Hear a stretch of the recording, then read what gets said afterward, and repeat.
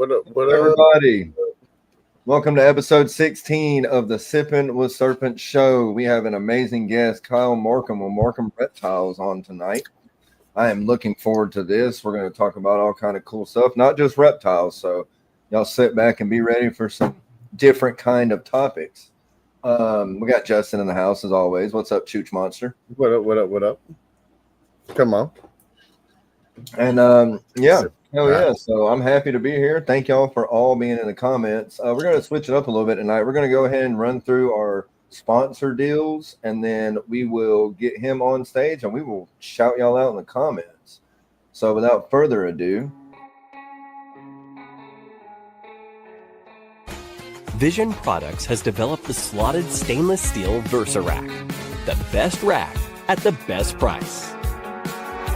The slotted stainless steel Versa Rack allows you to place multiple overhead light and heat sources above your breeding tubs. Couple this with optional Vision heat cables to also provide an underbelly heat source. Each pin of the rack design, making it modular, affordable, and easy to assemble. This design avoids expensive welding, yet maintains rigid strength and durability. Countless hours of design and prototyping led to the perfect end plate design to make the rack strong, easy to assemble, and keep manufacturing and shipping costs low.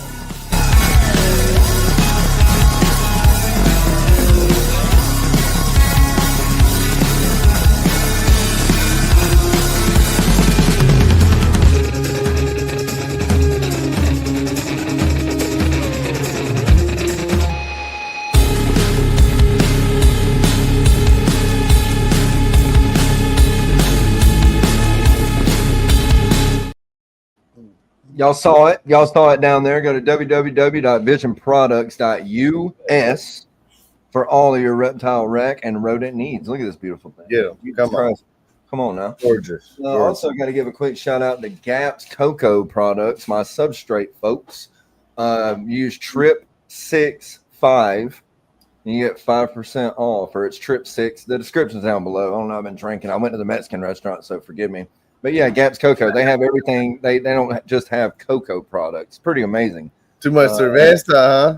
Too many cerveza. I'm actually drinking mango cerveza right now, mi amigos. Come on. Si, senor. Si. But yeah, and I also have W. It's a pretty good product. I like it a lot. I actually drink it almost every morning. You just mix it up. No chemicals. None of the crazy stuff that's in every other energy drink. It doesn't make my chest hurt. So that's a plus. That's why I really like it. And so, yeah, I've used Trip 6, Serpents 10, something. I can't remember all the promo codes, but they're down there in the description. You get 10% off of your order. Oh, it's right there. Trip 6, Serpents 10. There you go. Hello. And we are going to go ahead and bring the man of the hour out, and then we're going to run through some comments. Let's get it. I'm curious, though. This is the first night we're running on both channels, right? Yeah, so we're actually, and that's a good point. We are actually on the R.W.O broadcast now. So I'm also curious, so with these chats, which ones are these chats coming from, and is it giving us both chats from both channels? And is it, if you're watching on the R.W.O broadcast channel, type in R.W.O. And I think they're all watching on our channel. I think they're all on Sippin, though. I'm assuming all you guys are on the Sippin show, but it doesn't matter. You could be on the R.W.O too. Yeah, and if you're not following or subscribed to the R.W.O broadcast YouTube channel, which is our new YouTube channel, every Thursday you will see the R.W.O show on that channel. And I'm going to stream my show. I think we're going to stream, some of the other shows that we do in the R.W.O. Right. So be on the lookout for that. Oh, okay. See, he's actually on the R.W.O channel. Awesome. Yeah, stay on it, man. Get them watch hours up over there. It doesn't matter. It doesn't matter. You could stay there. You could come over to Nick's. You know where the original channel is, where it's streaming from. So let's I'm just very curious. I was definitely very curious. I forgot about it.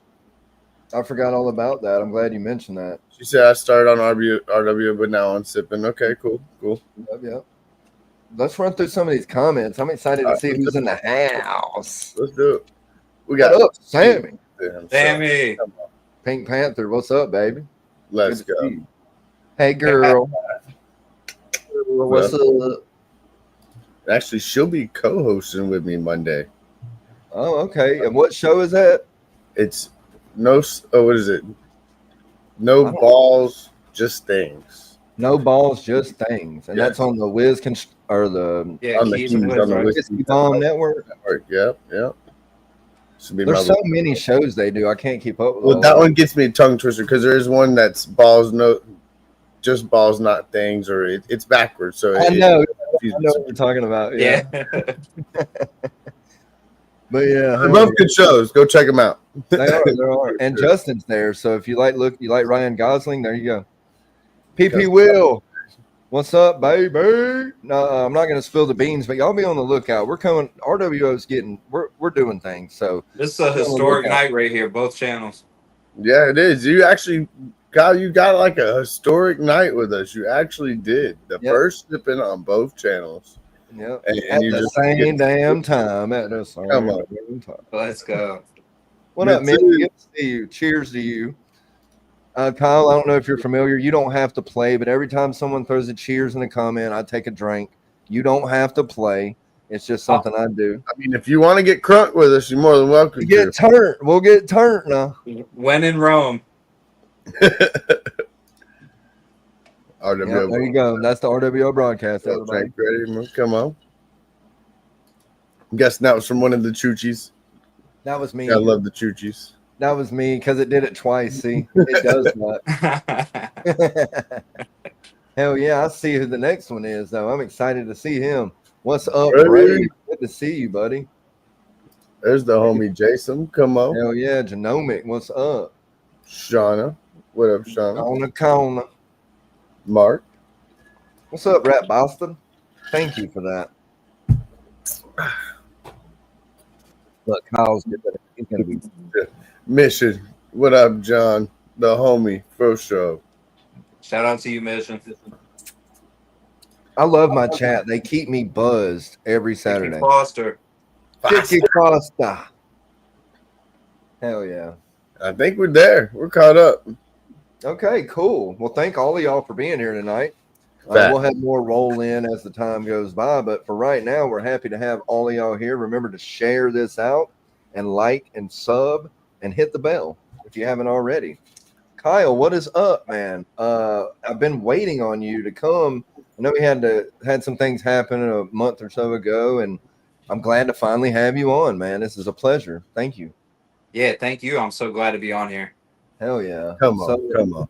So where are you at? Where are you based out of? Where are you located at? I'm in Alexandria, Virginia, so I'm like 15 minutes south of DC. Let's go. Right next to Maryland too, so DMV area, but Northern Virginia. Okay, cool. East Coast.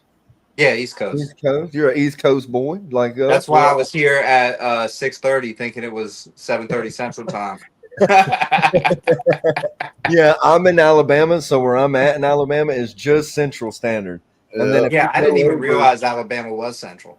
It is, and it's weird that it is, right? Because if you Yeah, look at a map, it doesn't seem like it would be, but I'm literally right on the line. Like if you go 10 miles that way, it's fucking the other time zone. You know what I mean? It's weird. I would say when you headed to my house, it wasn't even probably 30 minutes on the road, and then you were already in the other time zone. Yeah, that's crazy. You're living on the edge, Nick. Living on the edge, baby, every day. You know what I'm talking about. What you drinking down there? Tell everybody what you got drinking, Kyle. So I got a Voodoo Ranger Juicy Haze IPA. We love the Voodoo Ranger around here. That's one of Mark's go-to beers. Our Rat Bastard friend in the audience. I'm drinking mango, like I said. You know, we're all drinking fruity drinks. Justin's got his little Calypso. Mango, so, you know, with my vodka. That's Calypso it. That Tito's. Tito's. Shout out to Tito's. Looking for that sponsorship always. All day, Tito's. We will take it in. Send me a case once a month. We'll be all right. Hell yeah. Well, yeah. So how the hell did you even get into this? Like you've always loved reptiles. You've always had them. I mean, what's the deal with that? So, yeah, I mean, I've always loved animals, right? So I actually found a note that I wrote for my class when I was like 4. And I said, when I get older, I want to have a zoo. And I kind of have my own version of that now. But yeah, I was 15 when my sister walked in with a snake and gave me a snake. So basically, her friend went to college, and they left their snake at home, and she brought it over and gave it to me. Python on. Prince in the house. Come on. Yeah, so basically, my first pet that was just mine, not a family pet, was a ball python, a normal ball python. Hell yeah. So I was like, "Oh, you can keep these," you know. And then then it evolved from there, you know. And that was like 18 years ago. So So that was your first pet reptile was a ball python? yeah, and it was also just Wow. my first pet that was just mine too. So Your that made it. responsibility. Yeah. Yeah, exactly. Yeah, That's awesome, man. And I've told it before. Mine was a leopard gecko when I was 5.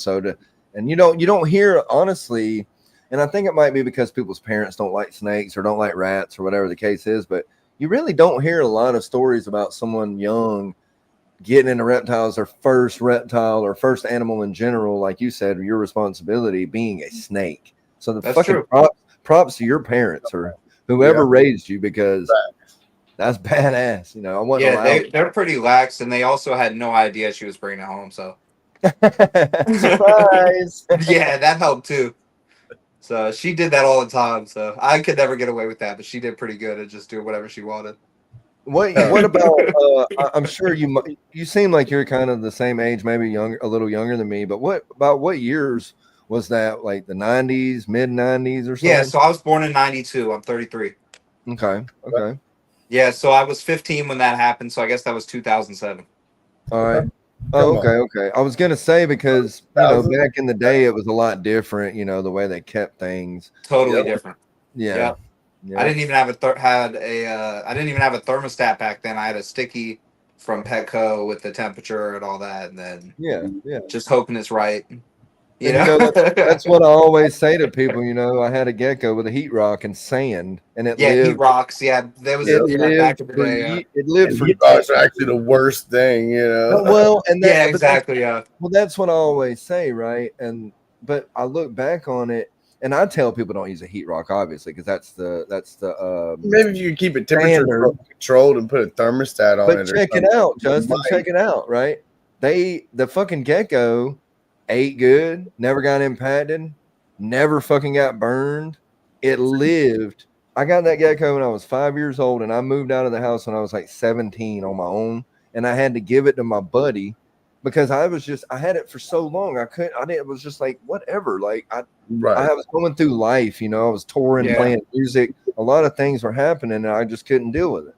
So he had it for another like 5 or 6 years. Then he gave it to his sister, and she had it for fucking years. I mean, and it was the same. It was and I know people are going to hate me for this. I might get blackballed, but it was a leopard gecko in a 10-gallon fish tank aquarium with a mesh top, sand, fucking sand, and a heat rock and a turtle shell. That's all it had in there. And that's how people kept stuff back then. Well, a water dish, obviously, but I mean, it lived for so long, bro. Like, and I think a lot of it is factual, but a lot of it is we have to get to the next best thing because we don't like it. I don't think necessarily that the animal is suffering. I just think it's the way that, like, for instance, like sand, right? For certain animals, they'll tell you not to use sand. And I agree. I won't use sand on anything now. But like I said, in the 90s, we used sand. And that leopard gecko never got impacted. So, I mean, it just goes to show you that just because people used to keep a lot of bearded dragons on sand, and it's really frowned upon now to not even do it at all, because you will do it with impaction, especially if you feed on the sand or something. You're asking for issues, but it definitely was a thing. But see, with the heat rocks, to me, it's like, if you got a good brand, I'm sure. Like I know you didn't go buy, you probably bought a popular brand like Zoomed or something, but these off brands that were creating these heat rocks, and these people were definitely burning their animals with them. It was definitely a learning lesson for a lot of people with those damn things, for sure. Oh, it was, and learn their lessons with those things. And like I said, I agree we shouldn't use it, right? Now that we know what we know, but it's just funny to look back on it and be like, well, we had it for fucking decades. Mm-hmm. Yeah, there's a reason we know now too. The what now? Right. There's a reason we know now is because we made those mistakes. Exactly. Yeah, and if no one ever made them, The the best thing for any hobby is mistakes, because people have to learn from it. That's Absolutely. what, like people that, like we say it all the time, people that say they stop learning, get out of here. Get the fuck out of here.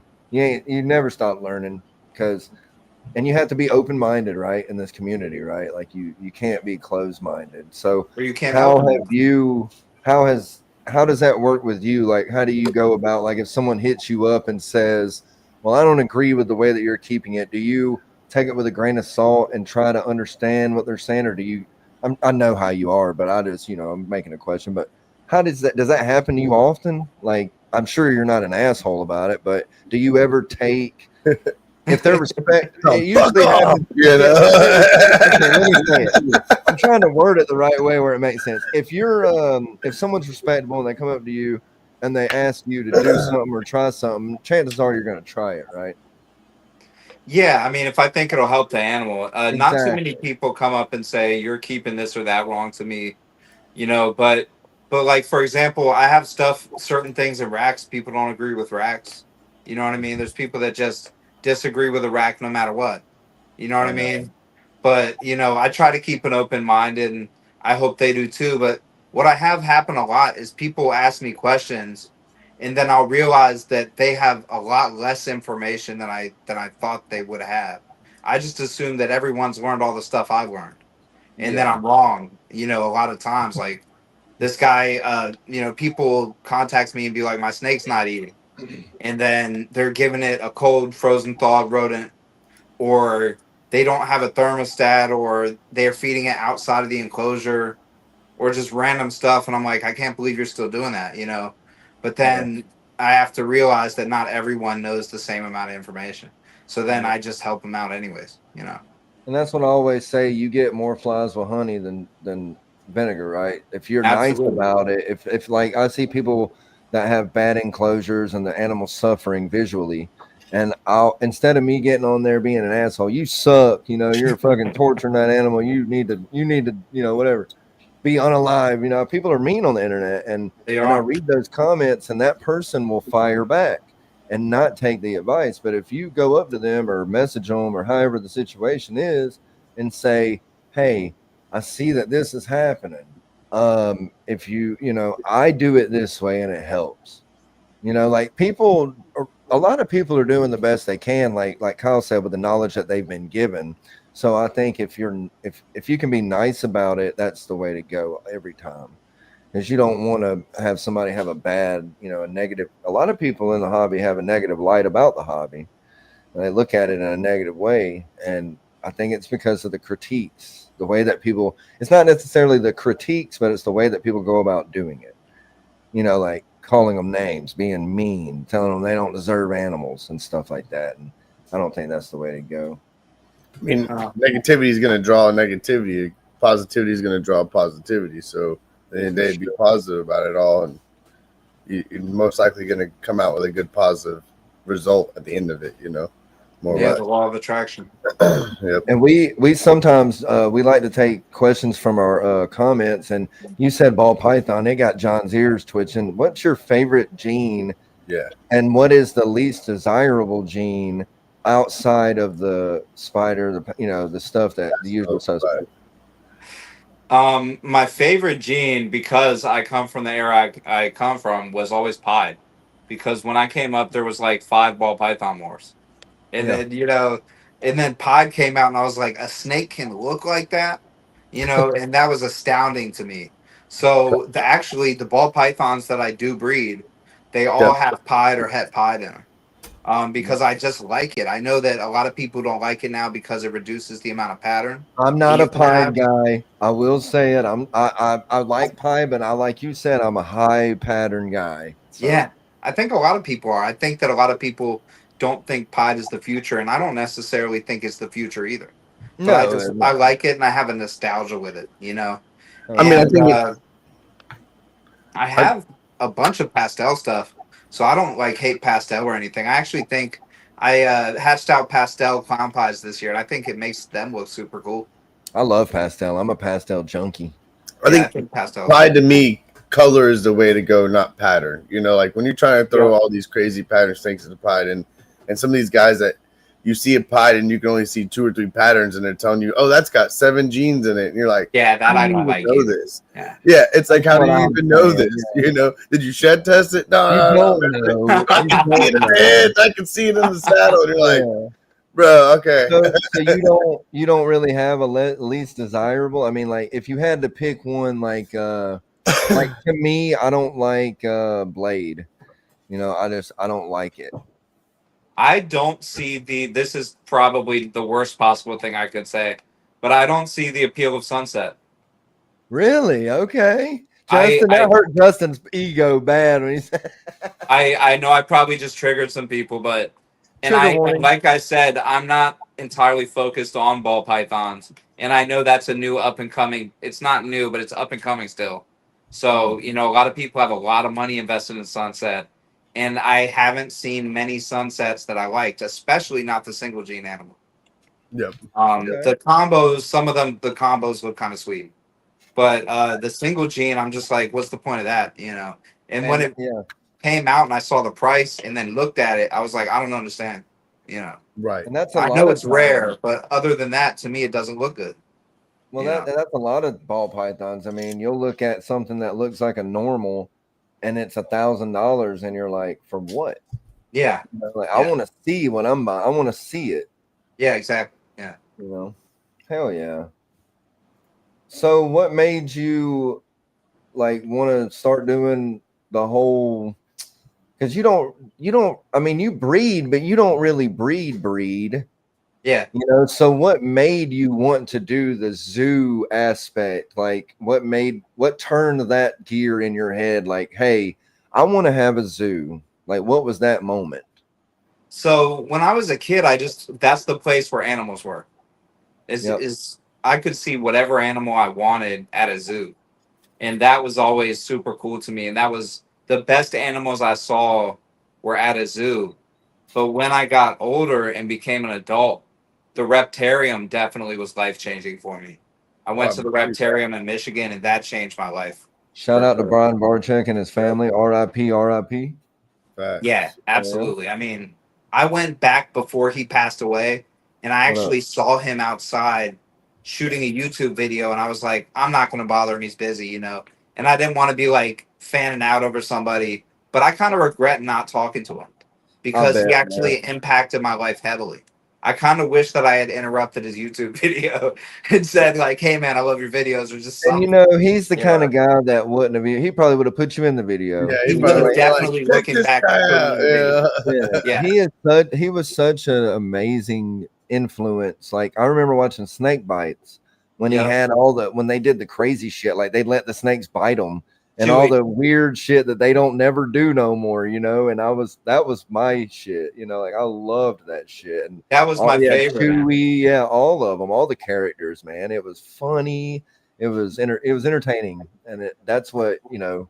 I will say Brian Barczyk definitely did it for me, you know. Yeah, that's what got me into the species. The other species that I didn't know about was just seeing he had all these different species. Like he would be sitting there holding the albino king rat or something. I'm like, what is that? Like I've never seen that in my life, you know. And then it's just all over the floor, moving all crazy, and everything was exciting that he was doing. He always had crazy, cool, exciting stuff. And yeah, Brian Barczyk for me was probably more influential than even like a Steve Irwin or somebody like that. Oh, He was very influential to me too. But Brian Barczyk was probably more so influential. Because Brian Barczyk was like more into like the snakes and the hobby and showing you more in depth compared to like the Steve Irwin. Part. Yeah, not going out, showing you in the wild catch a crocodile or, you know, a crazy snake or a turtle or something, you know, on that lines more or less. You know, he's not going to go into depth in the breeding and actual all the other shit about it more or less compared to what Brian was. He was breaking down a lot of shit to us and teaching, you know, for sure.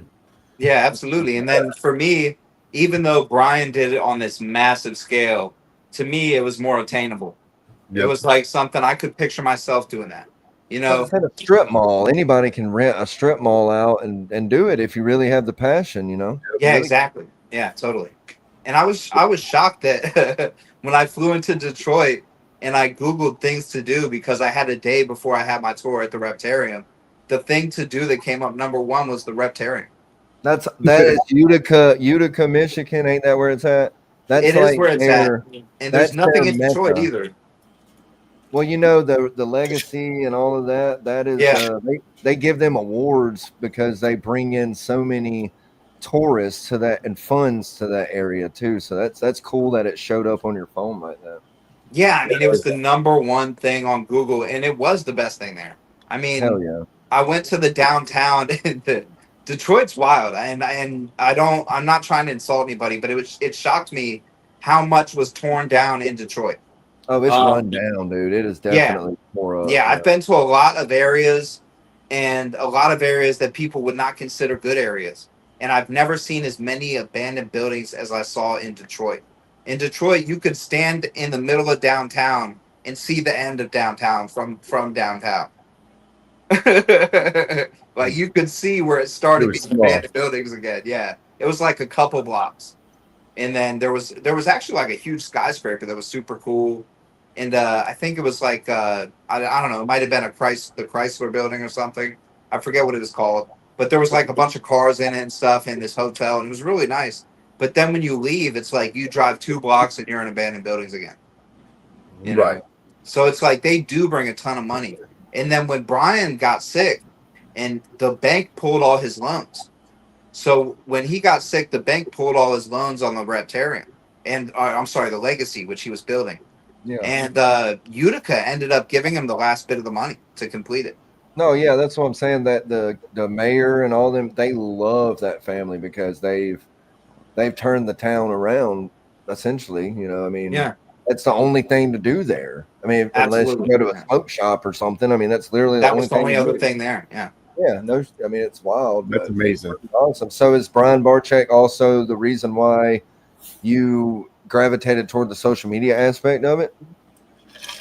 He's an inspiration in that aspect. Yeah, definitely an inspiration in that aspect. I also have done social media for other things. So I've had other pages. I had a page. I used to sell glass, glass that people could smoke out of, like blowed glass. Yeah. Yes, like hand blown American glass. Did you blow it yourself? Did you blow it yourself? No. So I learned quickly that I could never make as much. Well, not that I learned how to, anyways, because I didn't. But this is true with almost any product. You can never make as much as you can buy. So I could buy as much glass as I wanted and then resell it, but I could never produce that amount of glass. Does that make sense? Yeah.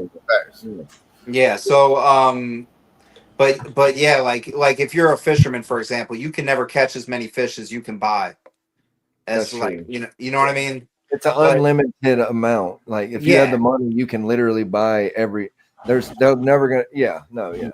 Yeah, and you work your way up to getting the money, you know. So I had a page for that, and I would do glass auctions, and actually got removed from Instagram, but it had 10K followers. Right when I got 10K, it got taken down. Wow. But and then I was like, you know what? And I actually stopped smoking a long time ago. So I used to smoke, and then I've stopped probably for like 3 years now. But I had stopped, so I was like, why am I doing this anyways? I'm just doing this for money. And then I was like, I have snakes. Why don't I just go for the reptile thing? Right. You know, I actually care about it. I love doing it.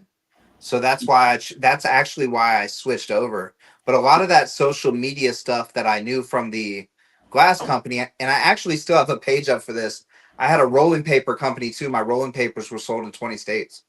What's the? Hey, throw it out. What's the? I like your rolling paper. And I literally have sold all of them.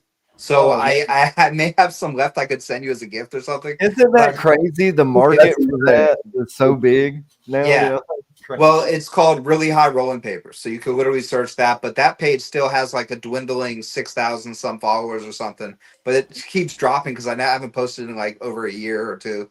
But I just took all the rest of the stock I had and sold it to a local smoke shop that I knew. Cool. But yeah, I mean, so we literally drove to I got banned off so many payment networks because my company name was really high. So I got banned off PayPal. They lifetime banned me.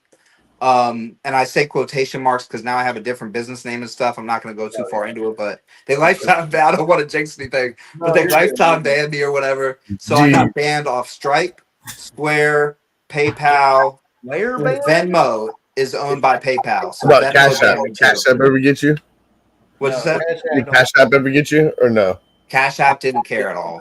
I was saying Cash App doesn't give a fuck. Cash App, Zelle, and Apple Pay did not care.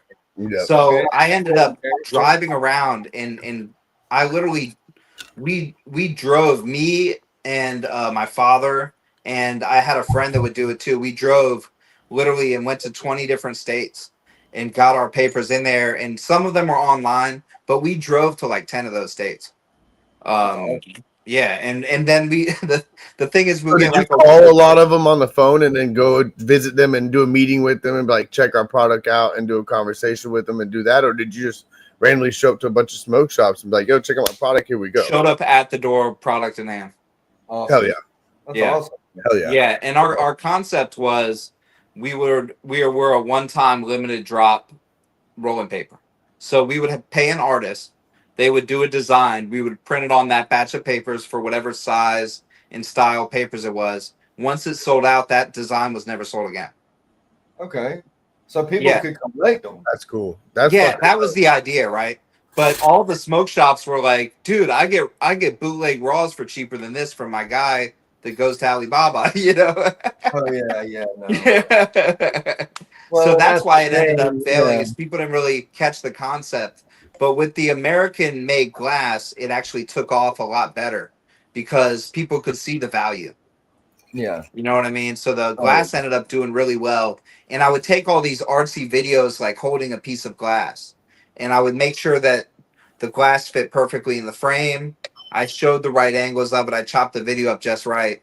And I use that same concept now to take videos of snakes. Hell yeah. Yeah. So I took what I learned from that, and I make videos of snakes now. You know, so you do have some badass snakes, but that's not all you got, is it?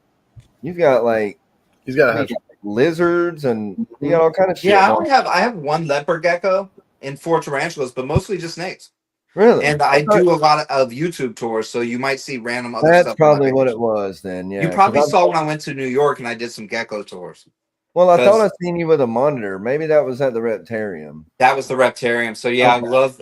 That was Elvis. His name is Elvis. Oh yeah, I know. It's like a 6-7 foot Asian water monitor. I got an Asian water monitor, and she's probably, really? Yeah, she's probably, her name's Ducky, like from Land Before Time. Wow, she looks just like Ducky. Yeah, that's so cool. If you go later to my Instagram, I just posted a video the other day of her. She's getting pretty damn big, and she'll have those moments where she's really sweet. And I made a video. That's the video I made because I don't get enough content of her because she's, she's a water monitor. And these content people that you see of these certain animals that are sweet and loving, that's not every one of these animals, by the way. Like my water monitor's outside. I live in, it's hot as fucking humid here. I can keep her outside, and she's out there and she loves it, but she's like a cat. If she don't want you touching her, you ain't touching her ass. Fair enough. Yeah. You know what I mean? And it's like, a snake, I can go in here and they're going to puff up and hiss, but I can grab it. Yeah. It's not gonna, but her, no, you're not. She's going to tail whip, bite, claw. But sometimes every blue moon, I'll get lucky enough when I'm feeding her or doing her water. I mean, I can feed her and she'll be eating food and I can pet her on the face. She's really sweet. What up, fat man? She's really sweet, but like I said, she is a water monitor. And I think that a lot of people are under the assumption that they're all Elvises or Slinkies or like they're not. Yeah. They're not. And but yeah, I love her. She's probably like 4.5 foot now, but it's water monitor's tails are so long. But yeah, she's probably, you guys have to watch the video. She's pretty damn big. She eats like whole turkey neck. So, There's such a cool turkey necks.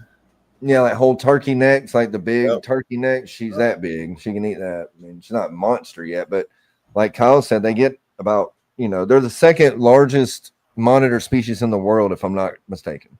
Yeah, there's them, but it's only because the tail. Their body's bigger, so like it's supposed to be Komodo dragon, then croc monitor, but croc monitors are like all tail. Not that they have massive teeth, which is a whole nother thing. But they're like a really long tail.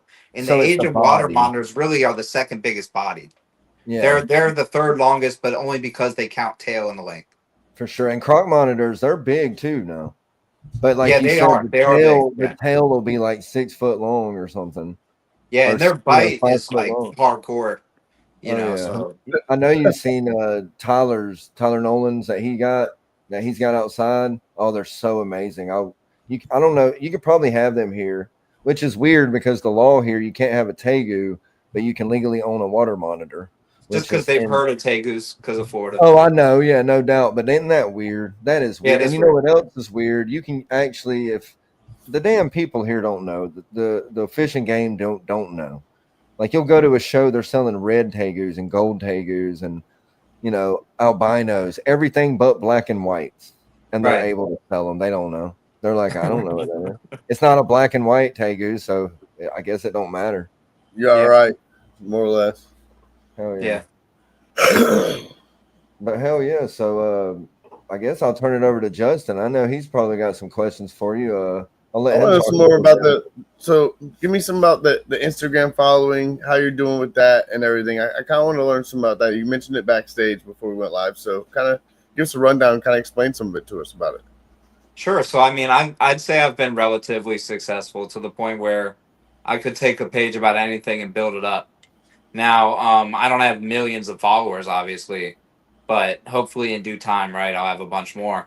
But I did build my page up to like over 5K in like 2 years. And I built other pages to 10. But what I do is I start with a blank page. I put 9 posts up. That way, when people go look at it, there's a full page. And at least that gives them something to look at. I fill out the bio, I have a profile picture, all that good stuff. And then what I do is I follow 90 people a day. So I go and follow 90 people a day. And then those people either follow me back or do not. All the people that don't follow me back, I unfollow them. And if I'm getting more serious about a page, and this is not necessarily true for my reptile page, because this doesn't apply to everybody. There's certain people I just like talking to, and I know them in person or different things like that. But with my old page, what I would do is if they are following more people than are following them, I would unfollow those people too. Because I knew they did not care if the page followed them back or not. Right. So I would unfollow them as well. There's And a lot of then- ins and outs, isn't it? There's a lot of Yeah, Okay, and how did you basically keep track of that 90? Did you just like, well, I guess it would show you the recents and then you could just see all your recents and then you could just go through that. Exactly. And they Makes let sense you do now. 30 an hour. I'm thinking of it. Yep. They let you do 30 an hour. So the So that 90 gives is you a for the whole break. day. Right. That gives you a little break here to do something and then a little break here, which is not that hard to just click follow. Yeah, it's not. And it's funny how many people won't do that because it's just tedious and it's mundane and you got to do it over and over again. But yeah, I mean, I would go follow 30. An hour or two later, I would unfollow people. shout out And to then I Lucy would wait an Brown. hour or two and then follow more people. What's going on, Liz? And yeah, I mean, after that, I would do that until I had 90.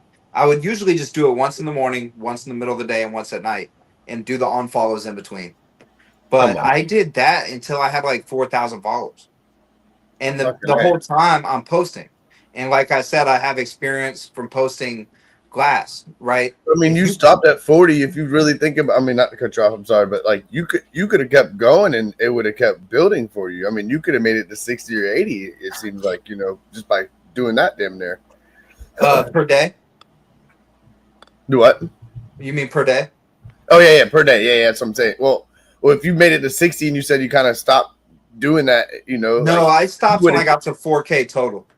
4K. So when I got to 4K total, now I just post, and people follow me based off my posts, and they follow me based off my YouTube. I'm kind of taking that effort and I'm putting it into YouTube now because YouTube takes a lot of time. Oh, it does. It does. Yeah. It absolutely does. But that's how I built my whole page up. And then in the meantime, I'm just posting quality content. So some of those people that followed me will now be resharing my stuff and liking it and all that good stuff. And that brings me more followers too. And it all kind of just snowballs. That's fucking awesome. Yeah, that's why I say, people, if you have something you like that you see, share it. What's up? Good to see you. Hey, what's Thank going on? everybody in the comments, by the way. And by the way, if you haven't hit the like button, please do that for me. If you don't, I'm going to haunt your dreams. We got Fat Man, we got Steven and/or Courtney stopping in. You got a lot of people. You're doing this. Oh, we got a lot of good, man. Our audience, hey, we love it. We love it. We definitely love it. I'm actually going to drink a beer for that right now. That's it. That's a good reason. I got my smells good, baby. Mm. Yeah, for sure. Yeah, but yeah, I mean, that's how I built up. Consistency. It's consistency, basically. Yeah, it's just consistency. Yeah. And I started my other page that I was telling you about for glass. I didn't even have anything to sell when I started that page. I started it as a meme page. Wow. And then when it came time, I just deleted all the memes and then posted what I was selling. There you go. So you don't even have to have anything to post yet. Well, you have a lot of beautiful. You're just running off the memes the whole damn time, which is smart. You're still building up that site. You know what? You're just being consistent. Now, is that what you're kind of doing now with YouTube? Yeah. I mean, I don't know if you're doing that with the subscribers or not, but are you? You're obviously being consistent. You're doing probably stories every day, posts every day, you know, and just getting on there consistently. It's building up pretty reputable for you, same way as Instagram is, or it's different, and I'm newer to it. So I don't subscribe to people on YouTube and hope they'll subscribe back because it's just really time consuming. It is, and I don't even do it on Instagram anymore, like I said. But I did build the page that way. But I knew I was good at Instagram, right? So I decided I'm going to go ahead. How can I get my Instagram followers over to YouTube? So I decided I would do these top 5 lists. And I was just going to say, I participated in a ton of them. Yeah, I love the top 5 people. I'm sure everybody's following you, but if you're not, or you don't see those, go to his page. Like it's like every other day, it seems like. And yeah, I post a video every other day. Dude. And he's basically asking for information, taking a poll essentially, and then he'll make his YouTube video based on the poll of the community. So they got to go all the way from Instagram to YouTube to go see that poll. Go see it. Exactly. Smart. And not to mention, it's a good marketing scheme. I don't want to say scheme, but it kind of is. It's advertising, but it's a good way to get the community involved in what you're doing, and it makes them it's a whole revolving circle, right? It's like you do something, they interact, you interact, they interact, and then it just keeps going and going and going, right? Absolutely. Yeah. I mean, I'll just ask a question and I'll be like, I don't know, what are the top 5 snakes in Africa? That's one I asked recently. And then people will all vote. I tally up the comments and likes, and I choose the top 5 list. And since it's a bunch of people voting, the results are usually pretty good. So the results are usually kind of what I would have picked anyways. And then I get to put my 2 cents in on each one or whatever. And I'll another thing I'll do is I'll go to other people, and let's say that somebody has snakes that I don't have. Like I just made a video about Papuan snakes from Papua. I love that, man. I love that video, dude. I watch all your YouTube videos, bro. I do. I'm fanboying right now because I am, because, dude, his YouTube videos, they're clever, they're funny, they're entertaining, and he talks about stuff that the community is involved in. It's not like a guy just sitting there making a video on his opinion. It's not his opinion. It's the opinion of the poll, and he'll even mention you. He'll highlight your comment, put it on the screen. He'll tag you in the description if he uses your comment. Like he goes above and beyond to not just help himself succeed in the social media game, quote unquote, but for everybody. Like he literally does. You're involving the audience a lot too, which is really great. You're getting that involvement and that engagement with everybody, which is going to lure them in even more. Which is I love that shit, man. I appreciate that, Nick. Yeah, So yeah, I mean, everyone that comments, and I use their comment. So as long as they're in the top 5 lists and they made a comment, I posted it in the video and I linked them in the description.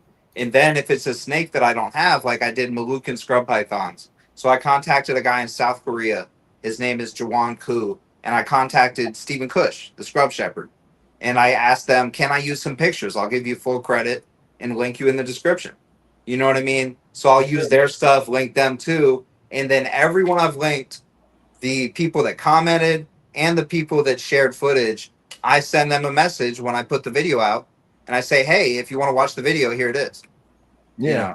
Oh yeah, for sure. And you always do that. I feel like every time you've used my comment, you send me a message, you link it, you're like, hey, I mentioned you, you know, here's the video, and it's awesome. And I mean, the quality's good, the editing's good, it's not cheesy, it's awesome, man. I really enjoy it, and I think a lot of the people, well, obviously a lot of the people do, because you're doing, you know, fairly well on all the platforms you do, it seems like. So, you know, congrats. I mean, I think you've found a good niche, if Yeah, you will, thanks. for Thanks. sure. And Justin was right that I have tricks for Instagram, but I don't really have any tricks for YouTube besides I'm just consistent. You Yep. know what I mean? And the fact that I've tried my best to get my Instagram following to YouTube. But you know, that only goes so far. Some of my best videos have just been good videos. Like Right. when I went to New York and I toured the Gecko Gallery, right? So the Gecko Gallery is the first ever Gecko Gallery in New York. Because where have you ever heard of a Gecko Gallery, right? Yeah, I've But never this heard guy, of a gecko. right? This guy Richie Lale, he opened the Gecko Gallery, and it's a bunch of endangered geckos, and Oh shit. it's in Brooklyn. And I went and I actually was able to tour that before it opened. And I toured my buddy Jimmy at Gecko and Gecko. He has like pied tokeis and a bunch of different crazy stuff. Yeah, those are awesome. Yeah, a bunch of lychees and stuff. And those are my best 2 videos that I put out. I did a venomous tour in Virginia over here with a guy that's popular just because it's venomous too. But he has some cool stuff too, and it was a good tour. You know, I've seen but that one. I definitely saw the venomous one. So you don't keep any venomous? no, I don't keep anything venomous. I like venomous snakes. Yeah. I definitely misunderstood people that keep venomous too, and going over there definitely helped me understand better. So I kind of, before I went, thought they had a death wish. You know, I was like, they're just willing to die, man. You know, Well, and that's what people think about me when they, like, I work on a place. I work for like a housing place, and they'll call in a work order about a rattlesnake or something or anything, you know. And I've been known to just have a broomstick and my hand and a freaking bucket, and yeah, I got a bucket and, you know, stuff. I got a snake hook in my van now. I've built up to that. You know, I went from redneck broomstick to Steve Irwin with a snake hook. But now I use that. But, you know, I've been known to just pick it up. And I mean, these rattlesnakes down here ain't little. You know what I mean? But yeah. I'll pick it up and they're like, why are you doing that? Are you stupid? You know, like, Well, I've that's heard why that you called me, so much. right? Yeah. Right. That's what they called me, right? The thing is like, and I get so mad when people say they kill snakes, because, oh my God, I dude, hate it too. I want to just beat them. Like, I'm like, dude, but I mean, and it's hard not to, but you have to understand they don't know what you know, and they might not feel that way. And Absolutely. but it is wrong to me, and that's why I do it. I'm not supposed to do it. My company frowns upon it because it's a liability, and it's easier. They're not endangered, so it's not like they don't. You know what I mean? Like, it is messed up, but they have every right to do it, I guess.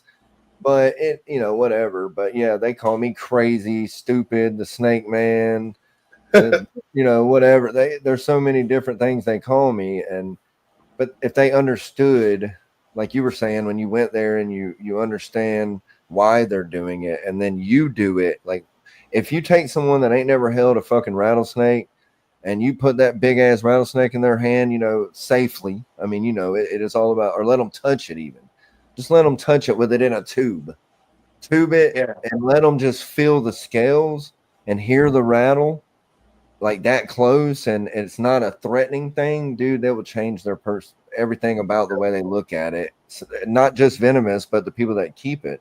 And it sparks the interest. To me, it's like, if it ain't bothering you, it's probably good for, if you don't want rats around or anything, you know, it's not too bad for the environment the way I look at it. So let them do the thing, and, you know. Well, no, I don't want to. Well, I will say I don't want a 4 or 5 foot long rattlesnake in my yard because I got kids and animals. But go move you it don't have to kill it either. I'm like, dude. You know how old that fucking rattlesnake was? Do you know how long it took him to live. The point of that too is like, you know, you got people that have black racers around their house and they'll go kill it and they're like, oh man, absolutely, man. And it's like, that's great to have around your house. I would get all the rats, mice, you know, like, why would you go kill that? A gardener snake, same thing, you know, why would you go kill that? Keep it around, you know. But yeah, Kat, that's true too. Yeah, I've been trying lately. Now that I know Kat and Christina and a few, and you know, Alex gets on to me. Trust me, I freak out. Alex too, Mom. Shout out to Mom, and if she's watching, Mom, we love you. But yeah, I'm trying to get to where I don't unalive spiders, and I don't want people to be mad at me, but it's hard. You know, I growed up. That's you throw a shoe or. Spiders scare me, you know, and I haven't come over that hump.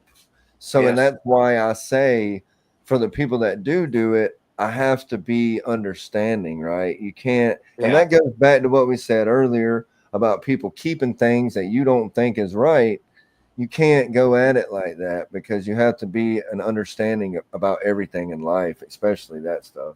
Yeah, I mean, I went to my buddy now Colin's house, and then you know, he was like, first of all, I was asking this guy Jaleel, Savagery Reptiles. He kept talking to me about a friend that I have in Maryland. So I thought that he was local from the DC, Maryland, Virginia area. And I was like, would you mind if I came over and did a tour? Because he has like Gaboon Vipers, stuff like that. I was like, this would be a cool tour. So and he was like, I'm in Missouri. And I sure you can come by, but I'm in St. Louis, you know, so I was like, I'll take a rain check on that, you know, but he said, I'm gonna find someone near you that keeps venomous and I'll let you know. And then he messaged me back a few hours later and sent me this guy Colin's Instagram. So Colin said, are you interested in making a video or do you want to learn to handle venomous snakes? And I said, I could. You're gonna let me handle a snake? I'd love to try. Yes, and yes. You know what I mean? Yeah. So I was like, sure. You know, I'll handle a venomous snake. And then I want to make the video too, obviously. But I would love to try that. That'd be awesome. So I drove down there. It took like I don't know 2 hours, 2.5 hours to drive there. And then I showed up and I was kind of nervous. So I was like, can we just go ahead and do the handling right now? And he was like, sure. But let me tell you something. If you had said no to the handling, I was going to say no to the tour. So he just wanted to spread the love of animals.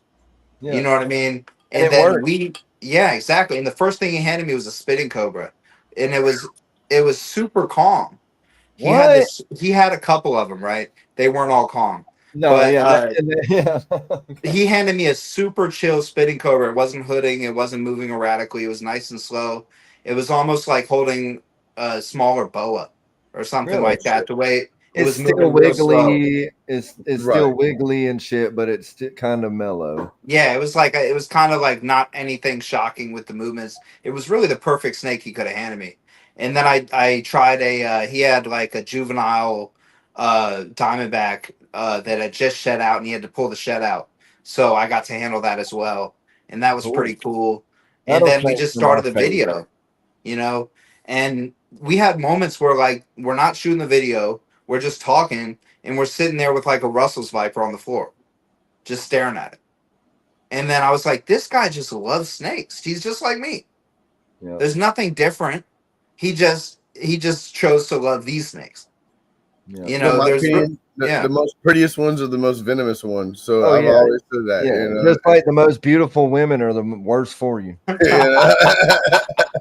take some. I'm trying to stay away from the big bootied goth girls. I can't help it. I ain't touched that one. 10-foot They suck my soul. They suck it out of me. I don't know.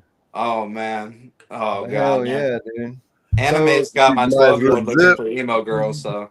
Oh, emo girls. Hey, I love emo girls. I love them. I love to hate them. They make me cry. Okay. Oh man. Look, but I knew this. That's why I said it. Look.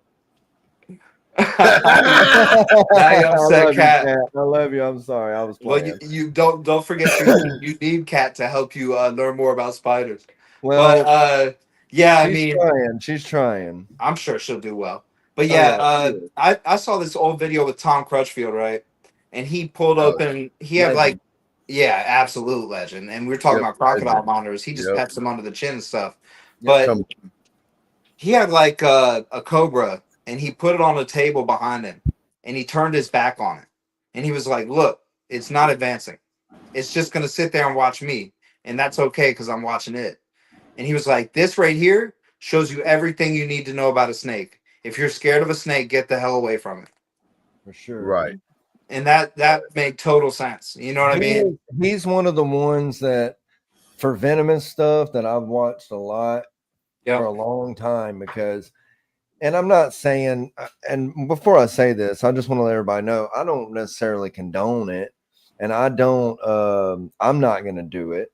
Of course, you know, I have, a little kid. I'm not going to risk my life to do it. No. But he'll sit there and he'll hold them, man. And I mean, he'll hold a copperhead or a cobra or a rattlesnake like it's a ball python. Yeah. And it's just like, I've seen him put cobras around his neck, and it's just chilling. And he knows, though. I mean, and it comes with experience, and it also comes with a lot of mistakes. Yeah. You know that man's been bit, or he's had to have been bit before. You know what I mean? I don't know if he has, but I do know that when he was a kid, he used to catch cottonmouths and sell them. Yeah, he'd put them in his book bag and fucking take them and he would have like he caught a ridiculous amount of wild cottonmouths. And I think that's where he kind of got his baseline feel for behavior and stuff like that. I watched a video of him handling very careful a cottonmouth with nothing. And spending a lot of time around these animals, you know, is what he did. It's just a lot of time and being very careful. Yep. Well, just like the croc monitors you was talking about, I won't recommend anybody going up to a croc monitor and petting it on the chin while they got chicken juice all over their hand like he does. Absolutely not. Yeah, and he does it because he knows that animal, and that animal knows him. Right. It's not just some random animal. And you know, with monitor lizards and these like cobras, even very intellectual reptiles. Yeah, they do grow a bond with a certain person, you know. Like I tell my daughter, I'm like, don't go in that monitor's enclosure, because it's a big enclosure, you know. She could open it. I actually had to screw the thing shut when I, like, every time I go to open it, my locking system is fucking wood screws and a drill, because if I don't, she's busting out of it. That's not a bad idea, actually. That's pretty cool. I mean, it's made out of wood. It's on my screen porch. It's not a fucking, I built it out of scrap lumber and chicken wire. I mean, it's got a big, like, I ain't coming home and she's gone, damn it. Yeah, hell no. Well, I don't want to be that guy that's on the news like, I lost my monitor lizard. And then they fucking ban monitors in Alabama, you know? I think you're a fucking hoot for sure. Yeah, like, I'd have to say that would be our intro video, guys. It would be the Sippin from the Serpents intro video. I lost my monitor lizard. Them monitors are strong as hell. Yeah. I don't know if y'all watch that Netflix shit with Kimmy Schmidt. That shit's funny. Oh man, that's keeping outside is so cool. I wish I could do that over here, but I obviously can't. But I love it. That's so cool. I love it. Justin keeps his bearded dragons outside, and that's thrive. awesome, Justin. All year long, pretty much. If they don't get below 30, they're fine. They go in brumation during the winter anyway, so which they just do their thing in brumation, and I go out there and check on them once in a while and make sure they're all good. And I have no problems with them. They love it. Even storms, like, I used to freak out over storms and be like, "Are they okay?" And there's many times I walk out of my umbrella and they're out there in a fucking shit taking a shower, open, loving it. Like, I'm like, what the hell is going on? You know? It's a fucking disco rain rave, man. Yeah. Put a spotlight on them and blast some music. But the colors being outside, like even my old lady, like we've talked about it. When I kept my bearded dragons inside, their colors are very vibrant. They look great inside. There's nothing wrong with them being inside. But outside, when I put them outside, when you put them outside, the colors just freaking blow up like no tomorrow on them. It's insane. Monitor the natural sunlight does to them every day, and that heat, and it blows my mind. Even my normal doesn't look normal, but she's a normal, bearded dragon, but it's crazy the colors on her. It's really cool. I love it. They love it too, right? Like the animals love it. Like you said, like my tortoise and my lizard out there, they fucking love that hot ass. I mean, a water monitor, it needs, they say, I mean, if you look at the hot spot, it's like up towards 120, 140, certain degrees. And it's like, God, that's hot as shit. But in reality, if you keep them outside, you see their nature. and their habits, and you see that they want that. Like I say to anybody, if you can keep it outside, do it as safely and securely as possible. Even a snake. If you live in a southern state where a rat snake is native, put that bitch on your screen porch, man. You don't have to have any heat. You don't have to have any of this, any of that. You just put it out there. It's going to live. They live in my porch anyway. They're out there. They're in the chicken coop. They're out there. They live here. So it's not going to hurt it, and like the tortoise, they enjoy that shit. Like rain, my tortoise will get out there in the rain and shake its ass in the mud. Yep. You know what I mean? Like, and you can't do that inside. So if I could keep all my ball pythons outside, I would. Yeah, for sure. Kyle, we were talking about creepy crawlies earlier. Do you keep any creepy crawlies or we got tarantulas? Yeah, I got 4 tarantulas. Okay. What kind of tarantulas? So I got a Theraphosa stearmy. That's a burgundy Goliath bird eater. Oh shit! I have a Psalmopoeus victori. Cat quizzed me the other day. A Psalmopoeus victori, which is a Darth Maul tarantula. I have a Acanthosura geniculata, something like that. I may have butchered that one, but it's the Brazilian white knee. Okay. And then I have the Pteronoculus murinus, which is the OBT RCF, which RCF just is the color. It's it's like a reddish orange. So the OBT is pretty venomous for a tarantula. But really, I've watched a video of a guy. The first thing I did when I got it, guy gets bit by OBT and searched it, and this guy's hand pretty much just swole up and stuff like that. Thanks, Kat. And Kat quizzed me the other day, and I had done a video where I said the names, and I had completely forgotten them by the time I got in her podcast, like a test I studied for and dumped the information. But she grilled me, and then I got him back. So definitely check that podcast I did out with Kat too. I definitely like the Darth Maul. Alex has got a Darth Maul, and it's definitely. I like the name. I like the name. Colors on them, they're definitely cool. The red, but you notice with black is fire. You notice spider and bug people always have to say the scientific name. They do. Oh, yeah.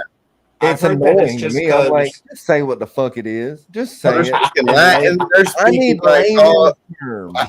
Bro, I need layman's terms.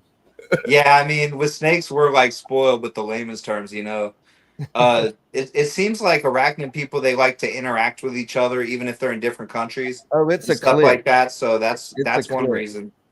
And then I think because it's like a niche community that's like they don't want outsiders in. So if you can pronounce the fucking names fluently, they'll let you in the club. What's the password? What's the password? Right. Yeah, for sure. But like the Goliath bird eater I have, there's like 3 different Goliath bird eaters. So if I didn't know the scientific name, which I didn't, I thought I was getting a different one than I got. But it's still super cool. And it's a Goliath bird eater. But I thought I was getting Theraphosa blondie, which is like the classic Goliath bird eater. But the one I got is what they're grabbing out of South America wild caught right now, which is the Theraphosa stearmy. But so that's a reason, just so you make sure you're getting the right thing and you're educated on what you have. The back to the venomous tour, this is not about tarantulas, but I asked him, Colin, why he knows the scientific name of everything. And he was like, so if I get bit and I go to the hospital, I can tell them what bit me. Yeah, that's very factual. Correct me if I'm wrong, but most states, if you keep venomous, you have to have a log of every species you keep and a emergency first aid for that certain species. Then, if you're lucky enough, or if your state makes you have it, a lot of people have to have anti-venom.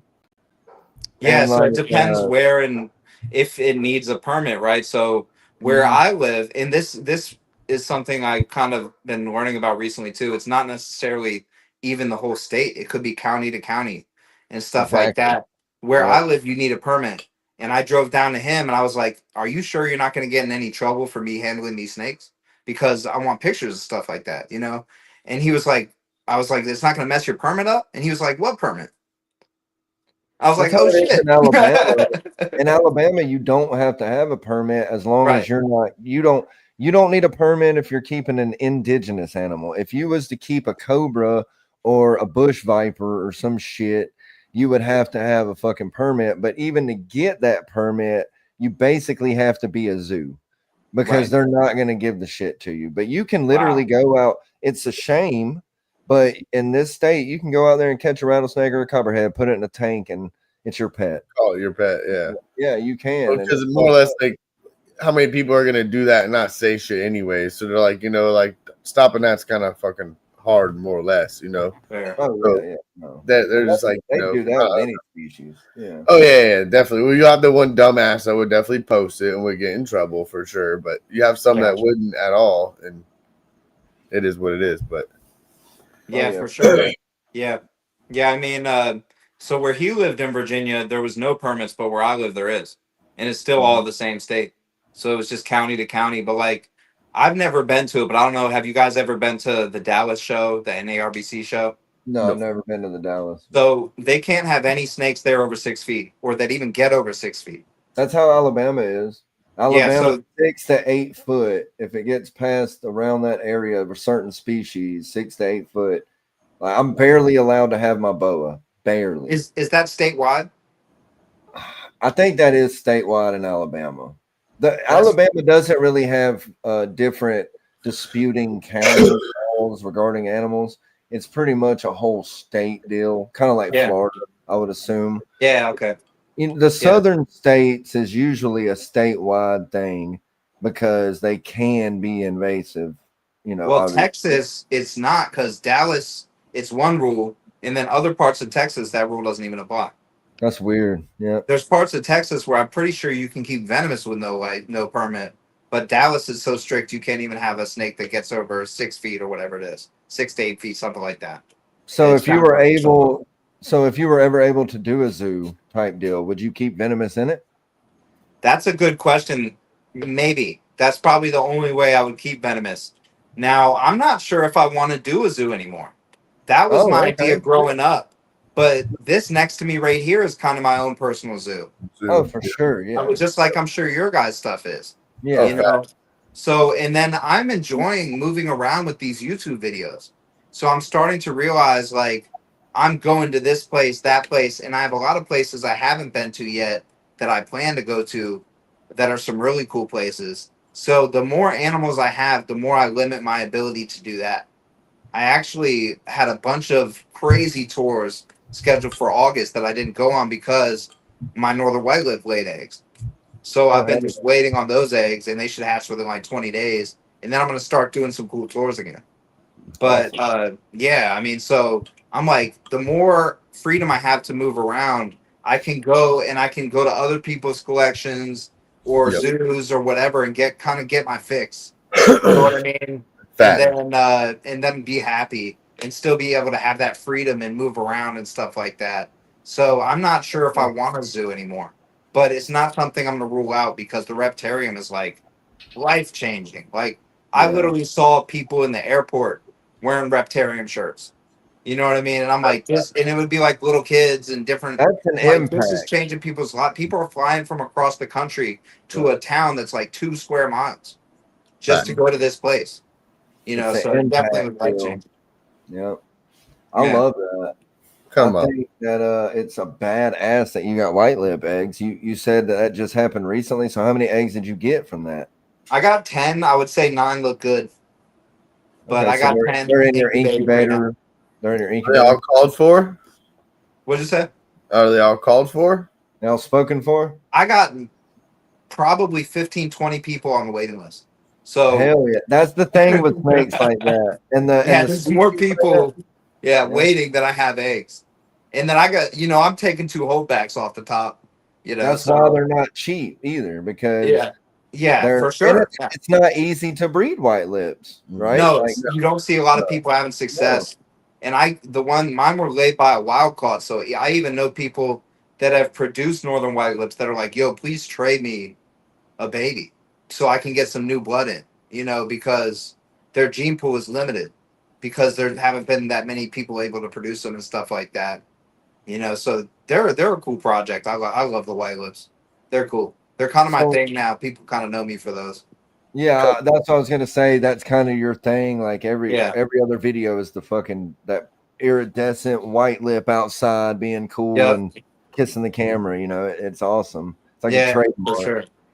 But so what's like a species, any kind of species of animal? It can be a fucking chicken or whatever. But what is a species that you're wanting to get next to expand in, like maybe a lizard, a fantail, or whatever it is, you know? So mostly for now, snakes. I like lizards a lot. I'm kind of limited on space. I wish I could put some outside, but the weather's not going to permit that over here.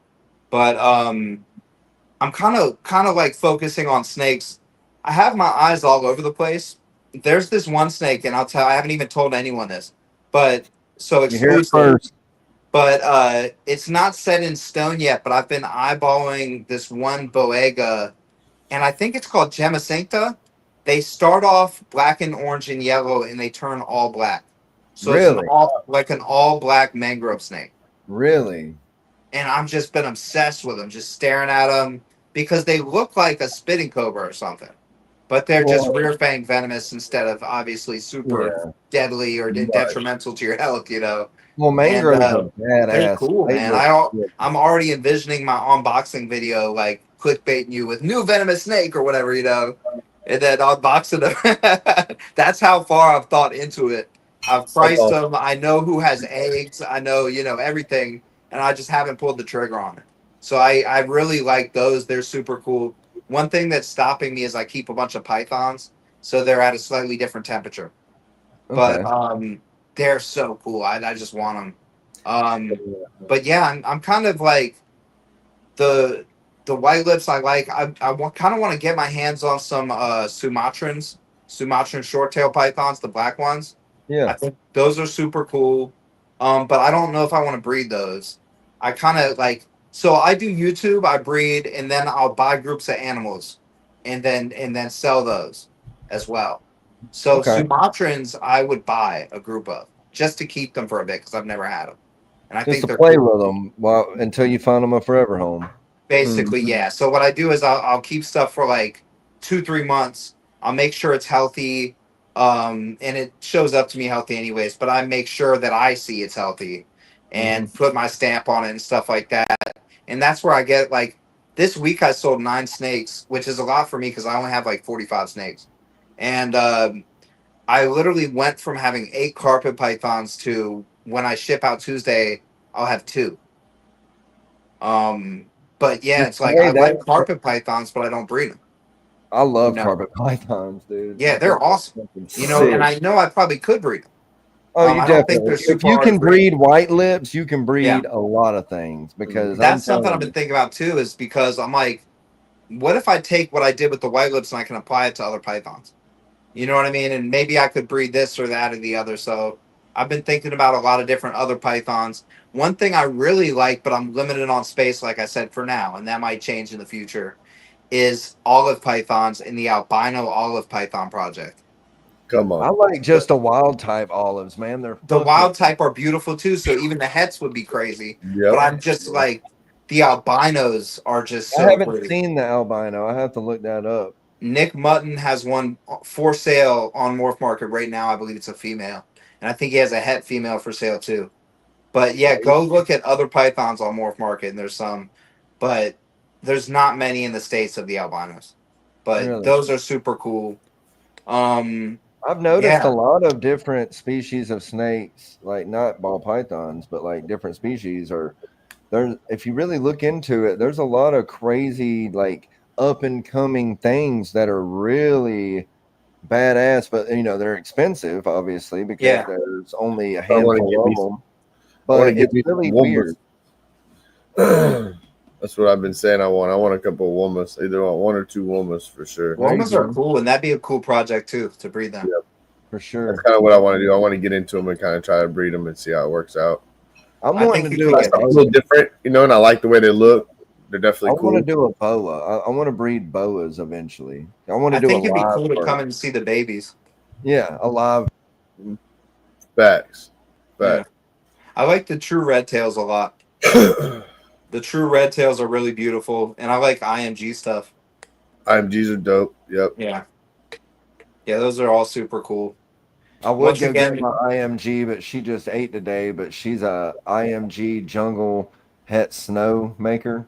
That's awesome. I just like the black tone and the black. It looks like a snake to me. Yeah, for sure. Yeah, I mean, all black snakes are super cool. That's why I was thinking about the all black mangrove, the Melanota gemma. Those are super cool. There's just so many all black snakes that look super cool. Oh Even a yeah. Mexican black king snake. I know that they're like, super cheap right now, but like that's a cool looking snake to me. I think that regular Mexican black king snakes look super cool. Those are dope, and even my buddy's got one here. It's the all black milk snake, which is really dope. Those And are more rare too. Yeah, yeah, and it's freaking huge too. Like the that's pictures cool. that he was showing me, like I mean, it's pretty big now, and I'm like, and he was showing me, I'm like, that thing's gonna get bigger than what it is now. Like, holy shit! Two You ball. Super cool. Yeah, that's sorry super about cool. that. They I have had like to all run. black pine snake too. Yep, and all black pine snake is dope too. Yep. Oh, pine snakes are cool as hell. And actually, I don't know if you know this, a lot of places pine snakes are hard to have. You can't really have them because they're endangered in a lot of places. Oh, Or I didn't know that. That makes sense though. yeah, like you I have to know have a people that can't permit. keep hog noses because of where they're at. Oh yeah, well I can have easterns, but I can't have westerns. There you go. Yeah, exactly. Yeah. Anything indigenous in this state you can have for the most part. But if it's not, like, we can have ball pythons, but I'm saying like anything that could thrive here, they're not going to let you have it.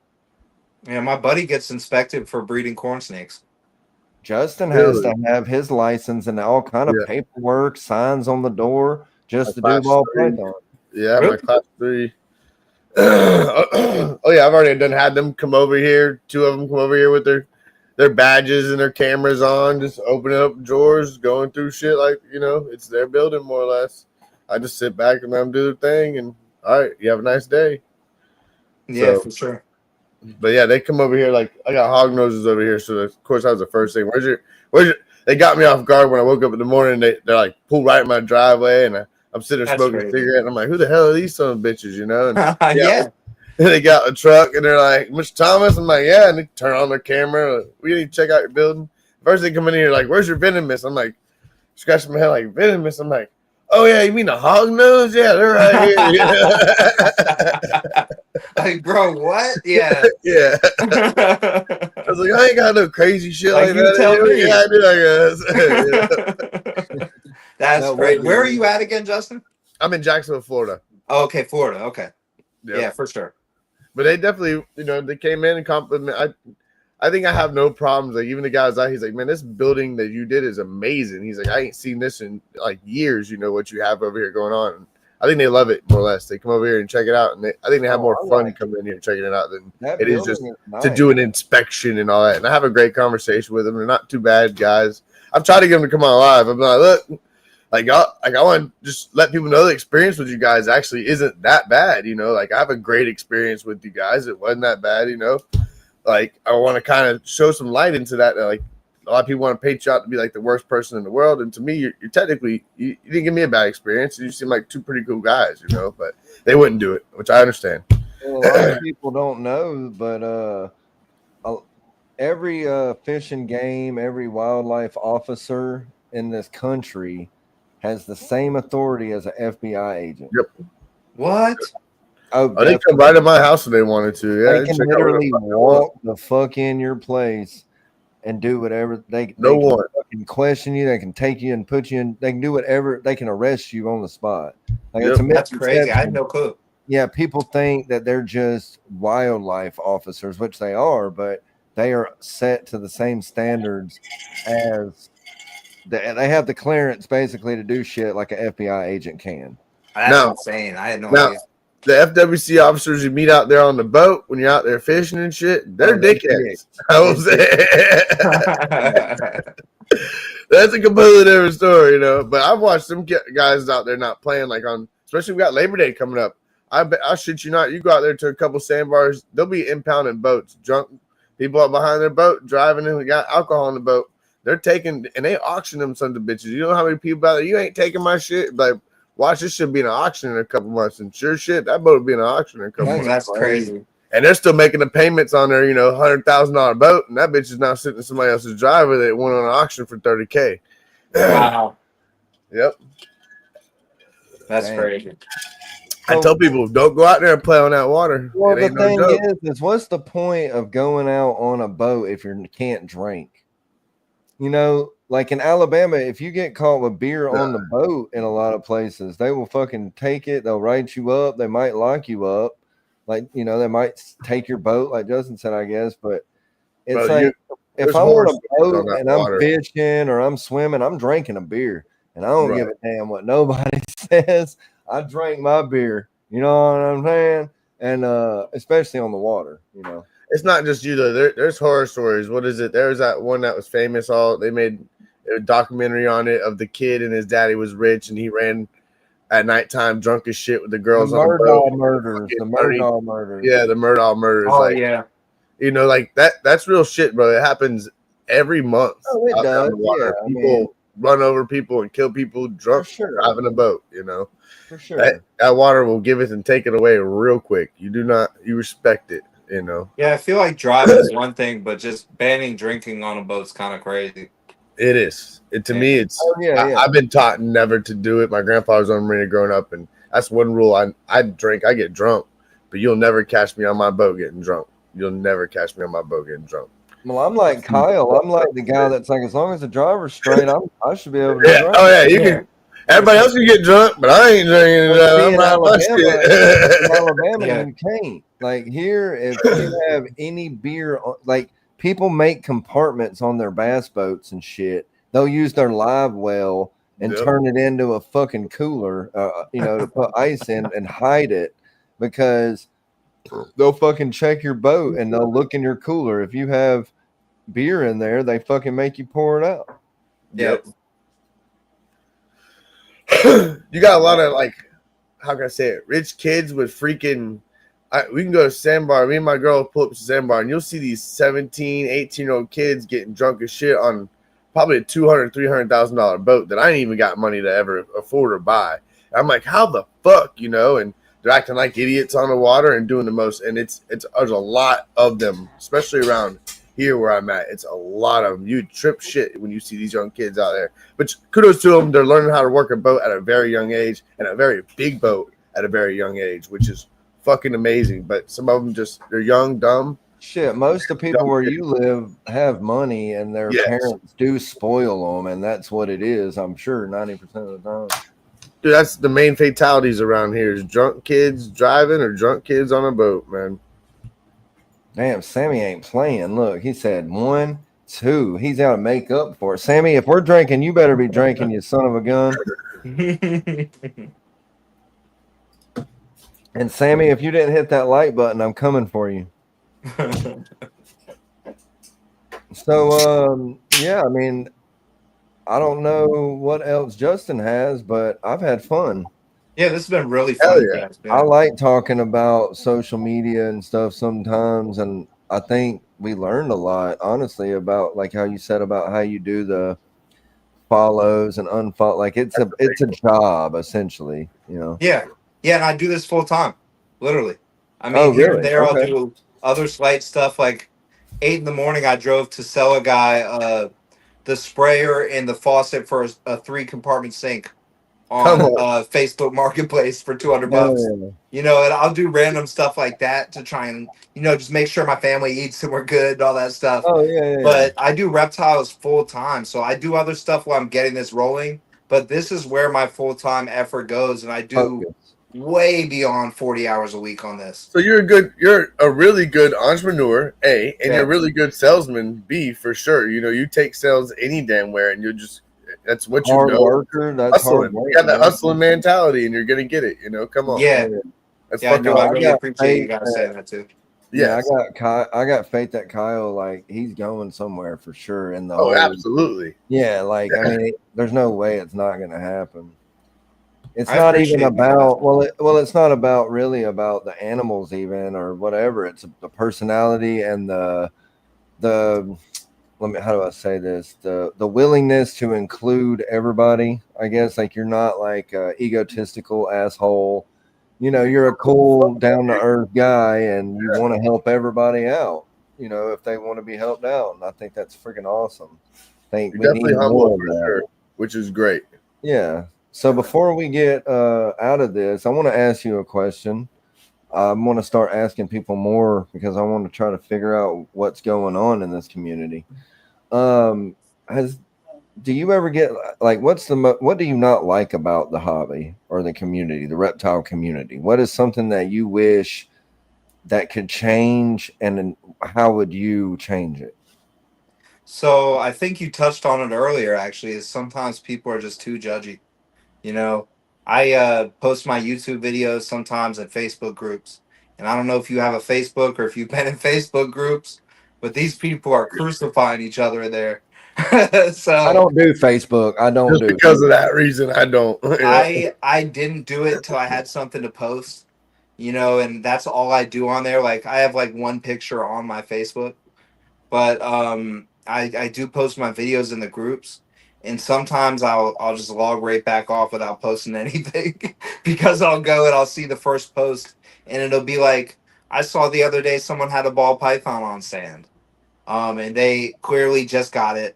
They said they roasted. just got it, and they're asking how to set it up in the caption, so they know that they don't know how to set it up, and they're asking. You know what I mean? Yeah. So yeah, so everyone in the comments is like, "You piece of shit! Like, That Yeah. why are Oh you yeah. doing that? You're a instead of horrible helping the human guy, being. Yeah. instead of Yeah, helping go the jump guy, off a bridge, And I'm like, Jesus, the person is just asking for help, you know. So there's a lot of really helpful, nice people in the community, but at the same time, we all got to remember we started somewhere. So everybody started somewhere. My first snake that I got, my sister brought it to me in a fish tank with a reptile carpet. You Yep. know, so we all started somewhere. I got rid of the carpet eventually, but I started with a snake with a reptile carpet, and I didn't know any better. It was just given to me. yep, So we all started somewhere. We have to be willing to help each other, and I think a lot of people are. But just for people that sometimes are a bit closed minded, just keep that in mind. facts. Awesome. Some Yeah. people No, just don't know. Yep. Help everybody out. Just because you know doesn't mean the next person does. I Instead of kept a back, bearded dragon on carpet. I mean, I didn't Yeah. know. Yeah. Like you I use only the carpet know one. what I somebody definitely tells you, right? I mean, who knows that person that you saw that Facebook post? Maybe they got the snake from somebody and it was in that enclosure. It probably was. I mean, and it's not that they're being mean or they're like you said, they're asking for help. Help them in a nice way. Yeah, That's exactly. why we do the R.W.O. I mean, you see in our comments that you're in a part of the R.W.O. chats, some, and you see how we are. I mean, if someone posts something and we don't agree with it, we let them know we don't agree with it, but we're nice about it. You know what I mean? And it doesn't have to be like that. doesn't all have to be confrontational, more or less. You're good, Kyle. You did kind of freeze for a second, but you're good now. Come on. But hell yeah. So what I'm gonna do is Kyle, if you got any plugs that you want to plug really quick, Facebook, YouTube, what happened? Oh, we lost him at the plug moment. He'll probably come right back. He'll probably come right back. I hope he does. And if he doesn't, we'll probably see him backstage. But I've enjoyed this episode, Justin. Oh, yeah, it's a pretty good damn episode. I like Kyle. Some pretty cool shit. I would say that. Now I know when I might go try some things on Instagram. You know what I'm saying? Hey, we're about to get the R.W.O. broadcast. Definitely very knowledgeable. I'm loving the everything about it. I'm loving the entrepreneurship. I'm loving how this guy is definitely just building and growing and not letting shit stop him. He's doing a hell of a good job. There we go. We knew you'd come back. I lost audio on y'all for a second, so Yeah, you're good. What I was saying was if you have any plugs, any videos coming out, any shows you're going to, go ahead and plug it away.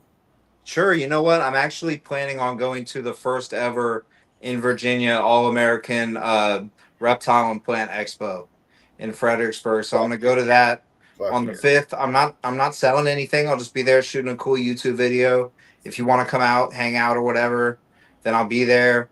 Yeah, I drop new YouTube videos every 2 days. Go ahead and check me out on YouTube, IG, wherever. Just search Markham Reptiles and you'll find me. And yeah, just pursue your dreams and keep on being cool. So are you gonna go live there a little bit at the expo, or are you just gonna? I After should the start fact? going live on YouTube. Okay. But I don't really go live on Instagram too much or anything like that. But what I do at expos is I'll think of a question and I'll go ask vendors that question. See, and So that'd be cool to watch live, watching you walk around, asking the question and shit, bro. I'd definitely I be there. could do a live episode sometimes. Usually I'll record it and then I'll edit it and put it up Right. later. But that would be kind of cool to do a live one. I could probably do that, Justin. But yeah, I'll just be like, what is the coolest animal on your table? What's the most underrated animal on your table or whatever? And then I'll go up to them and they'll show me a bunch of cool stuff. Come on. Basically. So I love expos. I meet a Me lot of cool too. I people that way too. love doing Fuck expos, yeah. man. I love it. Yeah, Just they're being awesome. able to talk to people that are like-minded is in person is fun to me, you know. Yeah, it really is. Just even talking to you guys right now, I love stuff like this. Oh Yep. yeah, that's why we do this. You know, Yeah. that this is exactly why we do it, to meet These are new my people. people. Yeah, to talk to people, because you know we all have families, we all have lives, and we live far away. You know, so it's Yeah. a way for all of us to communicate and actually be able to see each other. You know, drink a beer with each other. Yep. Otherwise, we wouldn't be able to do that. So, you know, I love doing this, and I really think that it's if somebody wanted to meet people, I say try to do a podcast, try to meet people that way, because I've met some of the coolest people I know, and now we're the R.W.O, you know, and we're doing things and it's fun, and we meet up at Daytona or here or there where we're gonna, you know, like it's fun, and Yeah. it's something to look forward to for me, you know. So for sure. Well, Kyle, I've enjoyed this. I'm going to throw you backstage for if you don't mind, and we always go backstage and talk bullshit, whatever. If that's something you want to do, hang out, and I really appreciate you coming on, bro. I appreciate you guys having me. I'll be there when you go backstage. Awesome, can't wait. So, Justin, what you got for everybody? Thanks to everybody. Speed humps in the road. Keep on fucking pushing over them damn things. Don't bring your head down, because the day you bring your head down is the day you let it bring you down. So keep that head held high and keep on pushing. And like always, thank the chats for coming out for sure. I don't know it might be different for you guys. It's gonna be different. I do that shit. I hope I'm pointing in your right. Either way, you guys know. Thank you guys for coming out. We couldn't do this shit without you guys. That's for damn sure. So definitely thank you guys, and I see you, Choochie, down there. Yeah, Pat, you missed it. For sure. Go ahead and watch it and do replay gang for me. And Kyle, it was great. I know you're backstage. It was fucking awesome getting to meet you once again and learning some more cool shit, because now you got my mind rumbling, and I'm going to go try some shit myself. So and that's what it's all about, you know, opening that doorway to thinking about cool stuff. And facts. I really enjoy this episode. I've learned a lot about Kyle. I've learned a lot, like Justin said, about, you know, how he succeeded in the social media world. And I think that's pretty cool. You know, it's really nowadays the only way to get your name out there. You have to have social media. If you don't, you're not gonna. It's not gonna be the same. You know, you're not gonna have that interaction with people, and you might not sell a lot of animals. Honestly, I mean that's what it's all about. You might. You can, but it's a lot easier if you do social media. Do cool people. Do the work. For I sure. tell people, don't just sit and breed and think it's just going to sell itself. Which, I mean, you can probably breed some. Don't hold me to that. You know, I'm not telling you can't, but it would definitely, you put in the work and do the time, you're going to get out of it what you put into it. You want my opinion? So that's just the way I feel about the situation. Agree 100%. Well, I got to say, everybody in the comments, you kick ass. I appreciate it. Every Saturday, y'all are always there. Y'all are always getting me drunk. I want to say thank you to Kyle for actually drinking with us. I like it when guests actually drink with us. That's what it's all about. But for the ones that don't, you can sip your green tea. Actually, when we go backstage, I might sip a little green tea and finish my beers. But thank y'all, everybody. And remember, Tuesday, the LMK show with Ken. And then you got Thursday on the new R.W.O broadcast channel. Be sure to hit the bell so you don't miss it. We're not going to make you search around for whose channel it's on every Thursday. It's on the R.W.O broadcast YouTube. That's it. Nowhere else. You will only see the R.W.O show there. And, you know, Saturday, Thunderdome. got the fantasy football deal going. He's doing his football thing. It's time. So if you're missing out on that, you need to check that out. Hit the bell there. You're already here, so imagine you hit the bell. Love all of y'all.